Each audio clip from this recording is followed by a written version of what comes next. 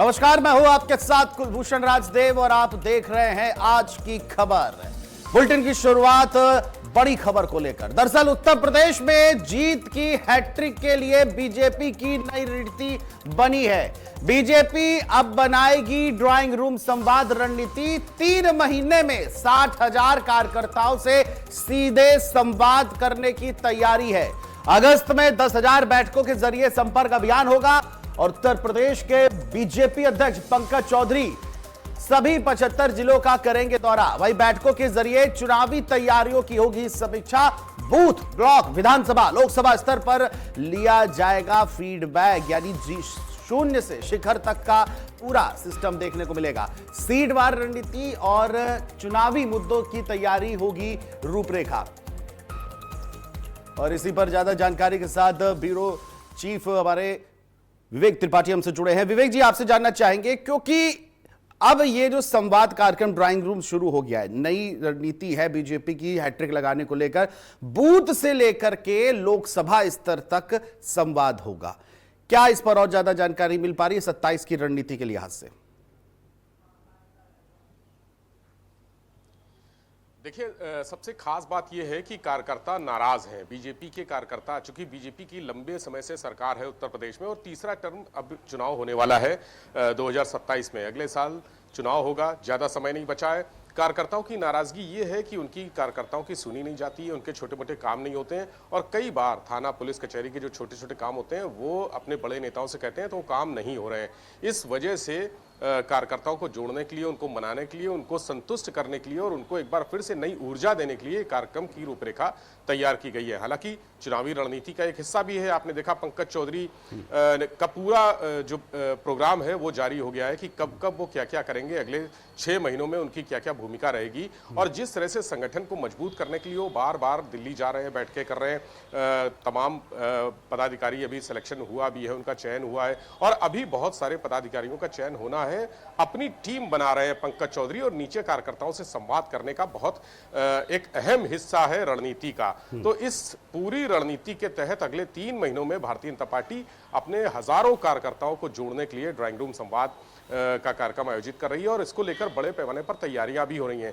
पंकज चौधरी होंगे, संगठन के लोग होंगे, इसके अलावा पार्टी के जो प्रमुख नेता हैं वो भी जो संगठन से भी जुड़े हैं वो भी इस बैठक में शामिल रहेंगे। 3 महीनों के दौरान, अगले 3 महीनों के दौरान हर जगह पर 75 जनपदों में अलग अलग जगहों पर बूथ स्तर पर उनका संवाद होगा, वार्ड स्तर पर होगा। यानी जो चुनाव की प्रक्रिया है, विधानसभा चुनाव होते हैं, लोकसभा चुनाव होते हैं, वार्ड के नगर निगम चुनाव होते हैं और पंचायत चुनाव होते हैं। चारों स्तर पर हर जगह पर कार्यकर्ताओं से संवाद किया जाएगा, उनसे पूछा जाएगा, उनकी समस्याएं पूछी जाएंगी। और जो सबसे अहम बात है, वार्ड से लेकर बूथ और वार्ड से लेकर विधानसभा और लोकसभा स्तर तक हर स्तर की तैयारियां पूछी जाएंगी। क्योंकि सभी का चुनाव अलग अलग होता है, उसकी प्रक्रिया अलग अलग है और उसमें वोटिंग का पैटर्न भी अलग होता है। विधानसभा चुनाव का वोटिंग का पैटर्न हमेशा अलग दिखता है, वहां पर जो क्षेत्रीय पार्टियां हैं उनको ज्यादा तवज्जो मिलती है। लोकसभा चुनाव का वोटिंग का पैटर्न देश की जो राष्ट्रीय पार्टी होती है उनको ज्यादा वोट मिलते हैं और क्षेत्रीय पार्टियां वहां बेहतर प्रदर्शन नहीं कर पाती। उसी तरह से जो नगर निगम या पंचायत चुनाव का वोटिंग पैटर्न है वो स्थानीय होता है, यानी जो गांव के लोग होते हैं उनको ज्यादा महत्व दिया जाता है। जो वार्ड के लोग होते हैं, जो शहर के लोग होते हैं, कस्बे के लोग होते हैं, लीडर होते हैं, उनको ज्यादा महत्व दिया जाएगा। तो हर स्तर का जो चुनाव है उसका वोटिंग पैटर्न को लेकर चर्चा की जाएगी।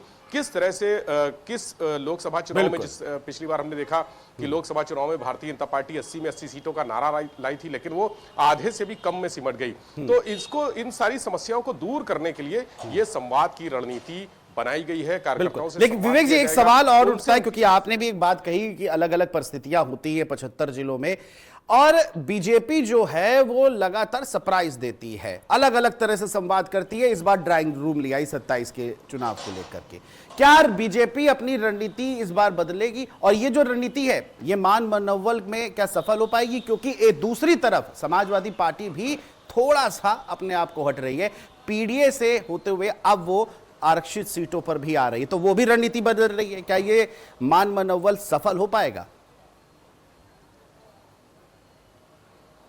ये अच्छा सवाल पूछा आपने, चूंकि बीजेपी का दूसरा टर्म है और तीसरे टर्म की तैयारी है। एंटी इनकम्बेंसी फैक्टर भी होता है, नाराजगी कार्यकर्ताओं की है ही, तमाम बड़े नेता भी नाराज है, विधायक नाराज है, मंत्री नाराज है, तबादला सीजन अभी अभी खत्म हुआ है, कुछ विभागों के तबादले नहीं हुए, ऐसे में नाराजगी और बड़ी है।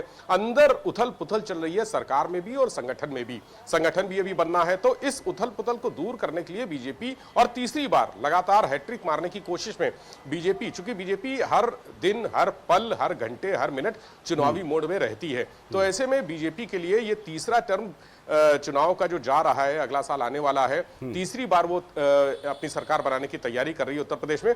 बहुत इंपॉर्टेंट है कि कहीं भी कोई भी चूक ना रखी जाए, कोई कील काटा ऐसा ना छोड़ा जाए जिससे कोई डैमेज हो। तो बीजेपी हर चीज, भारतीय जनता पार्टी की जो रणनीतिकार है वो हर कदम, हर प्लानिंग एक एक कदम फूक फूक कर रख रहे हैं और एक एक छोटे से छोटे वोट पर अपना केंद्र कर रहे हैं, जो ध्यान है वो केंद्रित कर रहे हैं, फोकस कर रहे हैं। पूरी तैयारी है कि समाजवादी पार्टी, चूंकि समाजवादी पार्टी के पास आपने कहा पीडीए का नारा है, लेकिन पीडीए के नारे की अभी तक बीजेपी के पास कोई काट नहीं है। इस काट को ढूंढने के लिए वो जमीनी स्तर पर जाकर कार्यकर्ताओं से संवाद करेगी और कार्यकर्ताओं के माध्यम से, आपने देखा कि पिछले दिनों बीजेपी ने जो अभियान चलाए हैं, कार्यकर्ताओं के जो सदस्यों की सदस्यता अभियान चलाए हैं, बड़े विश्व की नंबर 1 पार्टी है बीजेपी जिसमें सबसे ज्यादा सदस्य हैं।